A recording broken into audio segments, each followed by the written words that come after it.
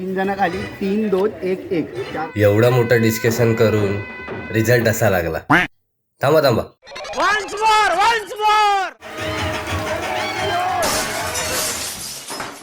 रात्री 12 वाजताची हंडी जवळ वाटत होती म्हणून 4 थर लावायचे ठरवले आणि हंडी अजून उंचावर बांधली. सगळे परत 4 वाजता तयार होऊन हंडीची पूजा करायला सुरुवात केली आणि चालू झाला खेळ. थरांवर थर रचायचा. कधी पडत होतो, कधी सांभाळत होतो, मध्ये मध्ये हंडी पण फोडत होतो. पण एक मस्त खेळ आम्ही चालू केला. ही अशी डोळ्यावर पट्टी बांधायची आणि अंदाजाने मटकी फोडायची.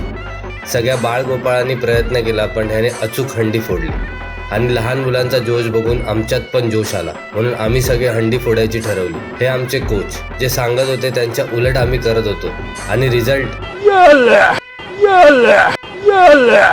मग शेवटी ज्या लहान मुलांना हे चांगलं जमतं त्यांनीच हंडी फोडली.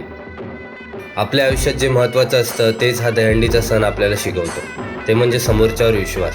श्रीकृष्णाने हेच तर आपल्याला शिकवलंय. सगळे एकत्र येऊन एकमेकांना सोबत घेऊन चाललो ना तर कुठल्याही प्रॉब्लेमची हंडी अशीच फुटेल. चला येतो.